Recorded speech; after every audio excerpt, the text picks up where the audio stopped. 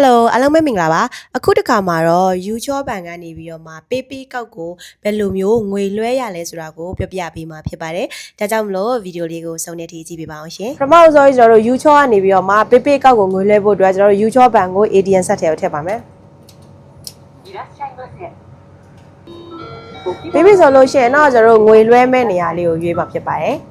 ပြီးရင် YouTube ကနေ YouTube ကိုလှည့်မယ်ဆိုလို့ရှိရင်ဒါနှိပ်မှာဖြစ်ပြီကျွန်တော်တို့ YouTube ကနေပြီးတော့အခြား PayPay ကောက်ကိုလှည့်မှာဖြစ်တော့ကြောင့်မလို့ဒီနေရာလေးကိုနှိပ်ပါမယ်ပြောရလို့ရှိရင်တော့ကျွန်တော်တို့ခါခုနေနှိပ်ပါမယ်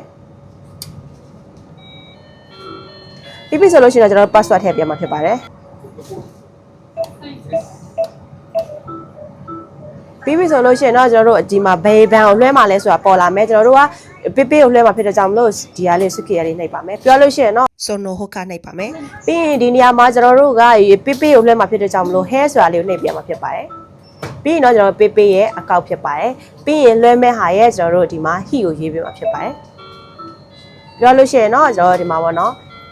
business တို့စုဆိုတဲ့ဟာလေးနှိပ်ပေးမှာဖြစ်ပါတယ်ပြောလို့ရှိရင်တော့ကျွန်တော်တို့ရိုးရိုးဘဏ်ဖြစ်တဲ့ကြောင့်မလို့ရိုးရိုးဘဏ်နှိပ်ပါမယ်ပြီးရင်တော့ကျွန်တော်ဒီမှာဘဏ်နံပါတ်ကိုထည့်မှာဖြစ်ပါတယ်ပြီးသွားလို့ရှိရင်တော့ကျွန်တော်တို့ခါခုနေနှိပ်ပါမယ်ပြီးရင်တော့ပတ်စံဘယ်လောက်လွှဲမလဲဆိုတာကိုကျွန်တော်တို့ထည့်မှာဖြစ်ပါတယ်ကျွန်တော်တို့ငွေလွှဲမဲ့အမောက်ကိုထည့်မှာဖြစ်ပါတယ်ပြီးသွားလို့ရှိရင်တော့ကျွန်တော်တို့ဒီမှာအန်းလေးကိုနှိပ်ပေးပါမယ်နော်ပြီးရင်တော့ခါခုနေနှိပ်ပါမယ်ပြီးရင်ဒီမှာကျွန်တော်တို့ရှီနာကိုနှိပ်ပါမယ်နော်ပြီးရင်ကျွန်တော်တို့ဒီမှာဒန်းဝဘန်ကိုထည့်မှာဖြစ်ပါတယ်